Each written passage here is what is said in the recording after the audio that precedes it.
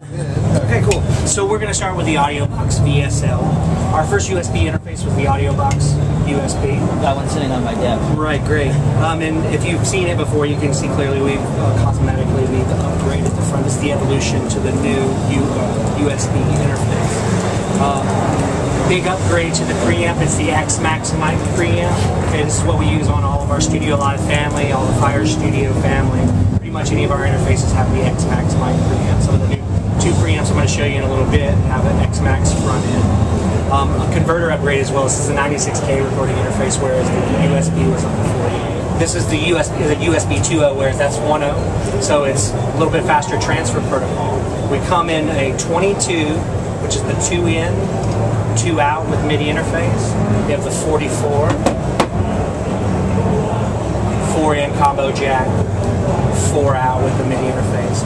And then the one we'll be using and one we're connected to is this fella right down here, the 18. That's the one I've got. Yeah. Now it's got 8 inputs. The first 2 inputs combo are XLR, or microphone, and instruments. So I can plug my guitar, bass guitar, right into the interface. And then the last 6 are XLR, mic input, and line level input. Now the back panel, which I don't have, I can't flip it around, I got my screwdriver, but it'd take too much time, has ADAT input for the next 8 channels, 9 through 16.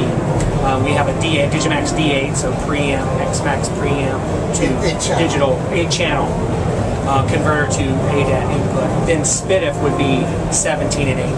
Right. So that gives you your 18 in, your 18 out, over ADAT, SPDIF, and then the analog front. It's also MIDI interface and has word clock out to clock the external mic preamp.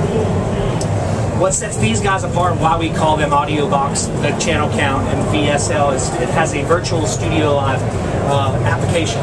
Okay, this is a Studio Live. You probably have seen a Studio Live mixer before. All you guys have reviewed Studio Lives. Yeah. You haven't. These guys all have reviewed it.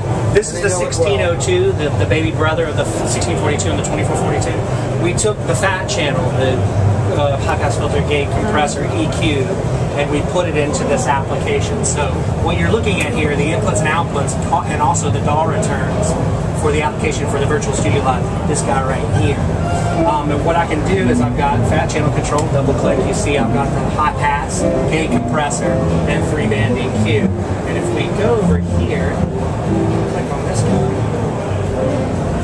we can play back a little bit of music. I think we can play back a little bit. Let me go back here. Anyway, let me go back over here. Fat channel applied is applied right now to the DAW returns 1 and 2. So I can put fat channel any inputs, so compress the voice to tape or to not to do that. That can be applied actually to the recording. So on a per channel basis, just like it works on the Studio Live. They are exactly the same as far as the interface is concerned, and the processing. Well, the driver's different. The way that this works is it's here. Right. Processing is here. This processing lives in the software, in the kernel level, which allows us to get that, less than 4 millisecond, near zero latency monitoring, not only for fat channel but for reverb and delay. So if I'm doing a headphone mix, I can add compressor and EQ plus reverb in my mix and not have the computer bogged down and not have this weird echo. So that's adding like a more pro feature to these smaller units or to these USB units with the virtual Studio Live.